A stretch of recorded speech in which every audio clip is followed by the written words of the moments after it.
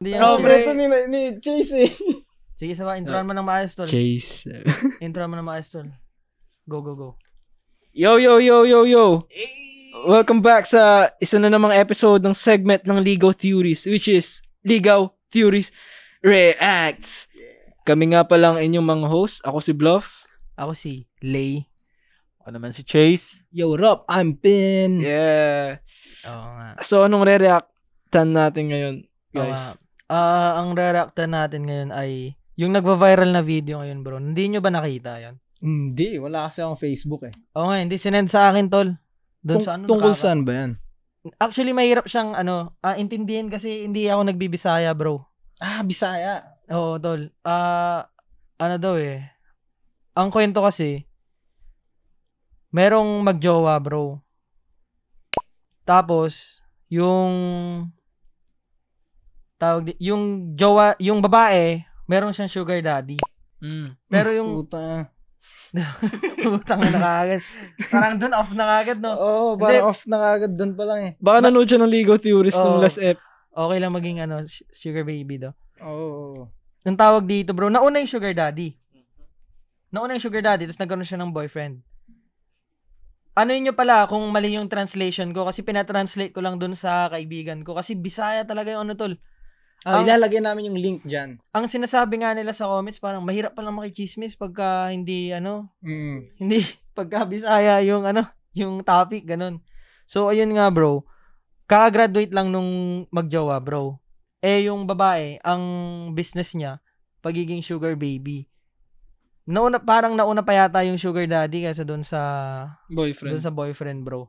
Tapos ang nangyari nung graduation, bago sila graduate, kasi hindi nagpo-post yung babae. Matalino. Tama. Hindi siya nagpo-post tungkol dun sa boyfriend, tungkol dun sa kung kanino man, parang single lang daw yata Low-key siya. lang siya, low-key. Yeah. Tapos, first time nag-post siya kasi parang naglakas loob ata siyang iwan na yung sugar daddy niya, bro. Nag-post siya ng parang graduation ring, parang ganun ang kung di ako nagkakamali. May tawag ata doon, promise ring. Baka. Tama ba? O, iba. Baka. Baka. Yun. Tapos, pagkatapos nun, doon binaril. Ang bumaril, yung sugar daddy niya, na dating general, na pastor. Pastor na ngayon. Tol. Ay, grabe ah. Ang nakakatawa nga doon, tol, nung mismong funeral nung lalaki, nag-preach pa yun. Ano yan? Hindi kagad siya nahuli? Kaya siya nakapag-preach Hindi, kasi pa? ang alam, kung tama yung, ang alam ko to, last 3 months ago pa to, na-reopen lang yung case kasi yung tito niya yata, or yung kamag-anak nung boy, is pina-investigan yung cellphone nung girl yata, tapos tapos nirecover lahat ng mga dinilit ng babae, tapos doon na-reopen nila yung case yata, tol, para, kasi nakita nila yung mga dinilit ng babae. Grabe pala yung pastor, pre. Kasi nakapag-preach pa. Nag-preach pa siya, tol, di ba? Tapos, tawag dito, alam mo pero yung lalaki din kasi alam niya na may sugar daddy yung girlfriend niya. Di ba? Parang medyo complicated siya. Nahirap react Baka nakikinabang din lalaki. Nakikinabang din, bro. Kasi, nabilihan siya ng NMAX. Kada birthday nila, monthsary, anniversary, tol. Grande kasi mayaman daw yung, yung pastor, tol. Pastor general na parang tumatakbo pa yatang politiko doon sa kanila. Pero, kasi hindi pa tapos yung, wala pang hatol yung mismong, Siyempre, okay. Innocent until proven guilty, bro. Okay. Diba? Pero yun, base sa yun daw yung nangyari, sabi ng mga nasa net, tol, mga netizens, tol. So, anong opinion nyo sa ganun, tol? Kawawa naman yung guy. Kakagraduate niya pa lang, di ba? Ako, pag magiging unbiased talaga, pre. Alam niyo na yung pinasok niya eh. Oo. Nasubukan mo naman yung pin, di ba? Alam niya yung pinasok niya eh. Dapat may balls kang harapin. Hindi ako kumakampi dun sa pastor or sa guy or sa girl ah. Parang lang, opinion na outside dun sa kanila. Dapat bago mo pasukin yan, pinag-iisipan mo ng 10 beses times 10 mo pa yung 10 beses. Parang 5 steps ahead, no? Kasi hindi mo makontrol isip ng tao eh. Mas nakakatakot ang tao kaysa nung may episode tayo na minulto tayo. Oo. Takot kami sa sa tao. Siyempre, alam naman natin dito, bro, na kung sakaling may nag-testing sa atin, bro, all goods lang, 'di ba? Ready tayo. Pero pagka kailangan mo din kasi talagang balansehin, tol. Parang ganun, 'di ba? Hindi na unnecessary, tol. Siya yung nag-provoke eh. 'Di ba? Parang nauna pa yata yung sugar daddy tapos pinost niya yung yung boyfriend. Tol. Ay, pala. Tapos pinagpili yata yung babae, tol, kung sinong papatayin, yung magulang niya o yung boyfriend. Crazy din yung babae eh. Crazy silang lahat. Kasi nakita mo yung mga post ng babae, tol. Grabe, diretsong sad girl, ganun. Tapos nung ngayon nalaman na, hindi na nagpo-post. Kasi kung yung babae, mas naggamit ng utak, pre, makakalabas naman sila doon ng walang na-harm eh. Wala. Pwede yung sabihin, bading naman yan, ganun. Ano? Bading naman yan eh, hindi naman yan. Ganun. Like, friend ko lang yan. Actually, na-try ko yun, tol eh. Yung, ilang beses na, going into a dangerous situation. Sobra, di ba? Involving a women. Di ba ikaw din, bro? Sobra. Na-try na namin. Ang ginagawa kasi natin, tol, ikaw ba, di ba, sa akin kasi, bounce na kaagad. Di ba, isang tikim lang, isang iPhone, bounce na siya, parang kinuha pa niyang tuition. NMAX, parang gusto pa atang kumuha ng parang naglalaro sa magpabili apoy. ng Civic, tol eh. Parang siyang naglalaro sa apoy, tapos nagstay pa siya ng matagal doon. Di ba? Napaso na siya, palag pa rin. Gusto niya sa mga dangerous, tol. Baka fetish niya. Di ba? Ang hirap naman nung ganun, tol. May kaagaw ka, tapos pati ikaw nakikinabang. Di syempre mababatrip sa'yo yung Actually, sa akin, na-try ko yan. Na-try ko yung ginawa niya, yung playing with fire, na nasa, na siya, dangerous yung pinapasok niya. Ilang beses mo yatang nagawa, tol eh. Medyo, pero alam ko kasi yung dapat lagi, yun yung pinag-uusapan namin sa podcast namin eh, na invest tayo sa utak, sa ating mentality, kasi kailangan natin yun, hindi lang sa pambababae o sa kahit anong side ng buhay. As ang ginawa ko nun, napakinabangan ko pwede ko siyang matawag pala na sugar mommy. Ngayon yung boyfriend niya, may boyfriend siya, ako nakiki-girlfriend ako dun sa babae, hindi ako yung tunay. Fratman pala. Yung late ko nalaman, pero nung nalaman ko, bumounce kagad ako. Buti nung time na yun, meron din, nasa fraternity din ako nung time na yun eh. Parang kaya naman, pero to avoid conflict, tol. Or like unnecessary na pwedeng ma-resolve naman. Kasi andun nakuha mo na yung gusto mo eh. Parang pangit pakinggan, pero di naman na ako yun. Nakuha ko na yung sa akin, bakit ko pa paglalaruan yung apoy? And meron nakuha mo na yung flame gusto mo eh. Parang biglang flame ba? Nakuha ka na ng cookie sa cookie jar. Tapos kumuha ka ulit. Di ba? Dinapalo ka tuloy. Kumuha ka na naman ng kumuha. Nahuli ka tuloy. Parang yun yung analogy na naiintindihan ko dito sa nangyaring incident na to eh. Yeah. Saan ba yan? Sa Visayas? Davao? Sabi daw, CDO. Sabi, Cagayan de Oro. Medyo malayo nga. Like, sa tingin ko dapat, nung parang feeling niya gusto niya na mag-commit, nag-bounce na siya before she made it worse. Tama. Kung nag-break siya nung boyfriend, di balikan niya. Diba? Dapat nag-break siya with a twist. Pre. Kasi aware naman silang tatlo kasi, di ba? Aware sila. Hindi silang dalawa, hindi aware yung sugar daddy. Aware. Na may boyfriend? Aware din. Yeah. Kasi kung hindi aware, tol, sabi ni Lay kanina, di ba, pinatranslate niya sa friend niya? Yeah. Ang pagkakasabi doon, pinapili. Pinapili, alam niya. Pinapili kung parents. Hindi, tsaka tol, ang nakakatakot daw dun, yung pastor pala, sabi, may anak yun, pamilya tol, sabi, handa daw niyang patayin yung pamilya niya para magsama na sila. Kaso, hindi siya pinili, ang pinili yung lalaki. Grabe yan. Ay, talagang may problema yung babae. Pati yung boyfriend niya. May problema silang tatlo. Ang pinaka may problema siguro yung pastor. Babae, pre. Yung babae sa'yo. Femme fatal siya, pre. Saan yung pastor eh? Femme fatal. Pre, kung kukuha ka ng sugar daddy, dapat tinitignan mo lahat ng ng pwedeng kalabasan eh. Oo. Diba? Parang flow na yon sa side niya eh. Madalas kasi yung mga sugar daddy, obsessed yung mga yun eh. Oo. Siyempre, nag-i-invest siya ng pera dun sa babae, di ba? Naalala niyo yung sikat ngayon, pwede ba mag-name drop? Sino? Si Nick Makino. Oh, ba? Yung girlfriend niya, di ba? Ayo, may sugar, Yung sugar daddy daddy dati. yun. Tapos, di naman anong ginawa nun ng sugar daddy nung nag-break na sila. Ano daw? Nilabas niya lahat ng ano. Nilabas na lahat ng ano. ng Ay, ba- ganun ba yun? Nilabas niya yung nudes ni nung girlfriend ni Nick Matino. Ganun pala yun. Kaya kumalat yun. Doon nagsimula yun nung parang kina-cut off niya na yung sugar daddy. Hindi sila papayag. Hindi- Masyado silang... isang example na lang yun na pagpapasok sa ganyang sitwasyon Oh, sa dapat buhay. aware ka na sa pwede maging consequence, di ba? Meron at meron yan. Possessive kasi yung mga yan eh. Yung mga, madalas kasi tama yung sinabi mo tol, yung mga sugar daddy, mga, kumbaga may pera sila, at tamad na silang mag-aaral ng game, akala nila parang ano na lang, Pera-pera sige, na lang. pera-pera na lang. Though totoo. Though Totoo na pera-pera na lang Hindi talaga. rin, tingnan mo sila.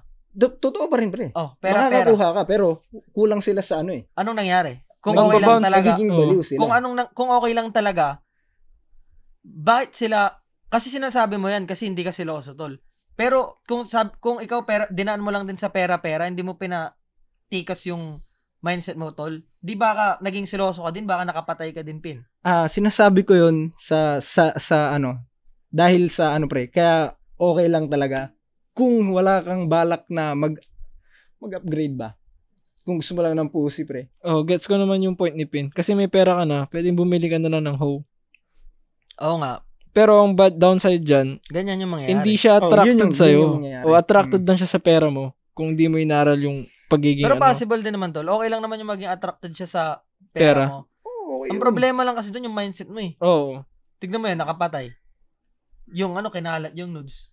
Madalas na mga namamatay na babae, tol, dahil sa selos. maraming Oo. ganun. 'Di ba? Maraming Binabaril. ganun. Kung okay yung mindset ng guy, alam niya na may pera siya, meron siyang connections, meron mas maganda pa dun sa babae. Kaso Diba? Kasi Wala. hindi nga ganun mindset. Hindi ganun yung mga halos mindset ng mga sugar daddy nga. Yun, kasi. yun lang. in-skip kasi nila yung grade 3 eh. Nag Mm. first year high school ka agad eh. Pero okay lang naman, di namin kayo mga sugar daddy. Ang sa amin lang, good luck. Pag kami nakilala namin yung chicks nyo. Hindi, joke lang. Ayaw ko mamatay, Paps. Ako papatay sa inyo. yung nakakatawa nga eh. Kasi na-try ko na din yung tol yung sa. Ikaw, may experience ka na? Ano lang, dangerous. Yung parang Nagselos lang na- dangerous. Nagseros Parang lang life na, or ano, death. Hindi, nagseros lang na boyfriend yun lang. Tapos Ah. ini-stalk ako gabi-gabi. So, Ikaw, creepy. Si Chase. Creepy. Hindi ko pa na-try yun eh. Ako na-try ko na ilang beses din. Kasi yung sa amin, pre, life or death eh. Hindi ko pa Talagang, na-try. Frontman. Mga ganggang. gang sila, pre. Eh, ang problema kasi doon, tol. Siyempre, fight naman, di ba? Oo, pero unnecessary. Para saan? Anong magiging mo? Pare, oo, di ba? Ganun sa... Tayo nga doon sa ring, kahit sino, pinapalagan natin, di ba? Parang, doon pa lang may bayag ka na. Okay lang naman sa street stall, sige, may guns ka, may guns din ako. Pero, Totoo di ba, yan. unnecessary conflict? Unnecessary. Hindi, tsaka tol, tayo mali doon. Wala naman ako sinasabi. To be Hindi, honest. Totoo yun. Ako talaga, tsaka kami yung mali To dun. be honest, tol. Di ba kaya ano pang lakas ng loob mong magsisiga-sigahan? Ano pang Ikaw pa yung makapalang mukha na papalaga. Para sa iyo, yung sasabihin mo, bit-bit mo bayag mo, mali ka na nga eh. Bit-bit mo bayag mo, ginamit sa Wala maling eh. context. Yung times na yun kasi ikaw, kailangan mo ng di ba? Ng bahay tsaka pera. Di ba? Yung sa akin din, ganun. Kailangan ko rin ng... Kwento mo kaya. Hindi mo kinuwento. Kailangan ko rin ng service tsaka pera nung time na yun. Kasi wala pa akong kotse. Tapos, ang tawag dito, may nilalandi ako may boyfriend. May boyfriend. Ay, May alam ko yan. Fratman tol, di ba? Yun nga, siga-siga din. Tapos, nung nalaman ko yun, di ba, na-lay ko na yung babae. Tapos, nakuha ko na din yung mga gusto ko. Bounce na ako kaagad. Bahala ka sa buhay mo. Marami mas maganda sa'yo. Mas mahal mo buhay mo. Mas mahalin mo yung buhay mo eh. Ang nakakatawa nga doon pagka kunyari may pagbukbakan ako. Tapos, hindi ko naman talaga mahal yung babae. Yun na, di Para ba? saan ba? Kahit sabihin natin, yung guy, Kaya niya. mahal niya yung babae. Dapat, alam mo na yun, kahit kaya mo makipagpatayan, makipagsuntukan kasi mahal mo na yung girl, umpisa pa lang, alam mo nga may sugar daddy eh. Kaya nga. Umpisa pa lang eh. Crazy sila, tama ka. Tatlo Oo. silang crazy doon. Talo silang crazy doon, tol. Pero, ang ina kasi pumapatay naman kasi yung isa. Yun na nga, crazy din kasi siya. Siya ang pinaka-crazy. Siya yung Max. Siya yung Max. Siya ang pinaka-crazy sa kadahilanang kaya niyang patayin yung asawa niya. may pera pala daw siya. Di ba? Mm. Pera, pre, tapos papatay ka. Yun. Sayang yung pera mo. Yung mga gamit sa kulungan. Oh, yun. Pero Pero, actually, magagamit yun dito eh. Bulok yung Pilipinas. bulok yung Pilipinas. Eh, no? Gamit na gamit. Kaya dito tayo sa Singapore eh. Take it.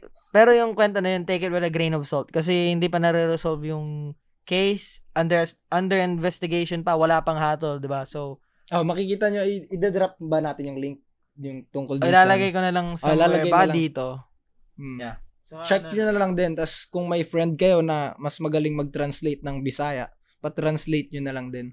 condolence dun sa family nung guy. Yes. Oo nga. Namatay na namatay na, akala niya may civic na.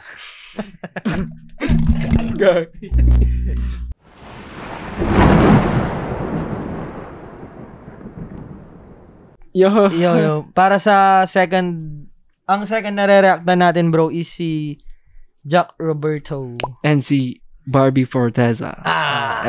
Yes, sir. Anti-Silos University.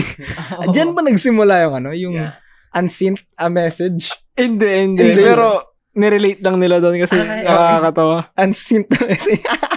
Ginagamit sa akin yan ng mga mga chat sa akin. Baka yun yung namatay na Pastor unsent the message.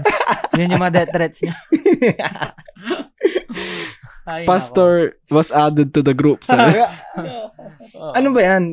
Pwede nyo ba kaming i-walk through diyan sa nila? Hindi. Ang lang kasi like, kung boyfriend ka daw, hayaan mo daw yung girlfriend mo na piliin yung career niya. So, yung? Career.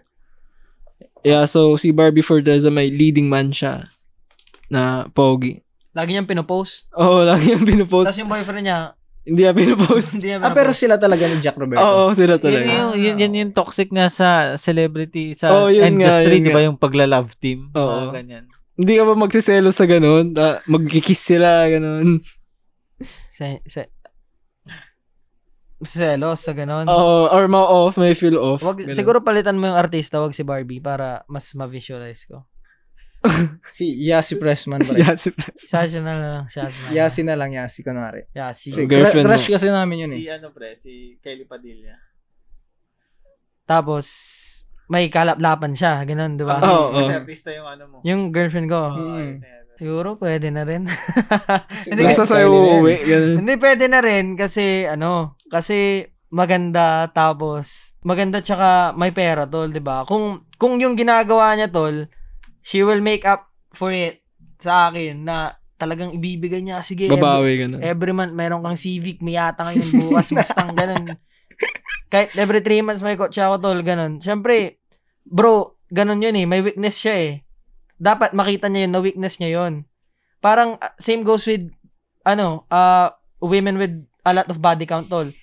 Tatanggapin ko sila kung may body count na silang 10, basta maganda sila, tsaka alam nila yung pagkakamali nila, kaya babawi sila, 'di ba? Special treatment ka tol. Every month bilang kanya iPhone, 10 na iPhone 10 mo, ganun, iPhone 14. Siguro ganun yung nasa isip ni Jack, kaya niya nasabi yung mga yun. Baka bumabawi sa kanya si Barbie. Pero hindi nyo ba naisip na meron din mas maganda sa kanila tapos mas mayaman na virgin ganun, for example? Or hindi siya nakikipaglaplapan sa iba? Meron naman talaga tol. Siguro, realistically lang, medyo mahirap hanapin. Lalo sa panahon ngayon, ganun. Depende kung kunyari mas mayaman ako si Yasi Pressman. Kunyari mas mayaman ako kay Yasi Pressman, ganun. Hindi siya. Tapos, may kalaplaban siya sa mga sa hindi mga siya. Oo. Hindi siya talaga kasi ano pang mabibigay mo sa akin, di ba? Tama. Gets naman. Mag-iiba depende kung nasaan level ka yung sagot ko para sa akin. Mahirap kasi maging hypocrite tol, yung parang hindi ko napapractice yung mga pinipreach ko dito sa Legal Theories React. Ako dito factual ako Kung ano sinasabi ko, ginagawa ko sa... Ano ba itsura ni Jack Roberto? Sa tingin mo si Jack Roberto, understanding ba siya o nagmumukha lang siyang tanga na hinahayaan niya? Tingin ko, personally, may nakukuha siyang malaking bagay pa kung hindi man sa emotional support, sa financial. Tingin ko may nakukuha kaya siya nag-stay sa ganun. Ako, Or kasi ano So, yun? nagsiselos ba siya o hindi? Hindi. feeling ko normal na sa kanilang mga celebrities yung Oo, ganun. kasi celebrity, pre. Pumasok na sila dun eh, di ba? Alam na ng nila. celebrity. Dapat parang ready na ako sa pinasok ko kasi girlfriend ko celebrity, parang ganun. Oo nga. Understood na din niya bago niya pasugin. Oo. Tsaka artista ba yun? Oo. Baka siya meron din. Oo. Siguro. Parang may ano na nga ako dati yung kila Khalil tapos kay sino na yun? Gabi Garcia. Gabi Uy, Garcia. crush ko yun. Hindi Parang- kasi ako nanonood ng TV eh. Ewan ko lang, nakita ko lang ata about sa vlog niya dati, yung pag-uusapan lang nila, oy, i-update lang na, oy, meron akong scene, meron akong ganyan. Tapos wala na, hindi na itatanong, ayos lang sa kanila, ganun. Parang, syempre, pumasok nga sila sa artista couples. Aware sila sa mga gagawin nila. Ganun. Tama naman. Hindi ako masyadong, fan sa ganyang industry sa celebrity. Pero, kung bibigyan mo ako ng celebrity na magiging girlfriend ko, Viva Max. ayaw ko doon. O, paano pag ganun? Viva Max. Ibang level na yun kung Viva Max yung girlfriend mo. Hindi, yung ibig kong sabihin kasi sa girlfriend, yung mamahalin ko eh. Viva Ah, Max. Sino Viva Max tol? For wife, no? Sino bang mga nandun? isa lang kilala Wala ko akong yung kilala ano doon eh. Wala Ay, ako. meron. Ah, Nag-Viva si Max AJ pala Rabal. yung Nag-Viva Max pala yan. Si, Yun lang kilala ko doon. AJ Ravala. Hindi ko Oo. kasi masyadong beautiful si AJ. O baka hindi ko lang trip yung timpla niya. ano yun, nag-Viva Max na siya, saka mo siya na girlfriend or girlfriend mo muna siya tapos kinukuha siya na Viva Max? Kinukuha siya ng Ano yung Viva ginawa Max. Paano pag ganun? Kung piliin ako, edi yung artista na lang. Kinukuha siya ng Viva Max. Depende magkano makukuha niya. At magkano ang hati ko? Oo, diba? Pero siguro pag pinirma na niya yung kontrata, pinirma na din niya sa isip niya na Ganito sa, yung mangyayari. sa isip ko na hindi ako mag-attach ng feelings dito sa girl na to. Ganun kasi nag-away pa lang kami, nagmo-move on na ako, ganun. Pinirman pa lang niya kontrata, alam ko na kung anong sasabihin ko sa kanya pag nag-away kami. Ready ka na mag-bounce, no? Oo, kagad, di ba? Gagamitin mo lang siya for the cash. Ngayon, nasa sa'yo na yan kung ipupusta mo ba, di ba? Pero you can make that money naman di ba? Pero na kung sobrang yaman, di ba? Tulad nila, Yasi Pressman, ganun. Yung tulad ng sinabi ko kanina. Doon, i-consider ko siguro, men, kasi mataas yung survival value niya to, di ba? Mataas nga din yung replication value niya eh. Maganda rin siya, di ba? So, nandun na lahat. Tapos, ititreat ka niya mas special kaysa dun sa mga dati niyang boyfriend kasi ipaparealize mo sa kanya na may mga ginagawa siyang off.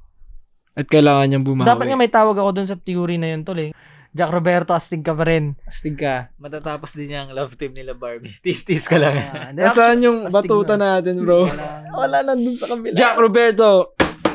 Hinahatulan ka naming isa ang tunay na hindi nagsisilos. Antisilos. Buti hindi Hindi siya ako yung nagsiselos eh. buti hindi boyfriend ni Barbie yung pastor. Oo nga. Wala na. Yo, legal theories. We out.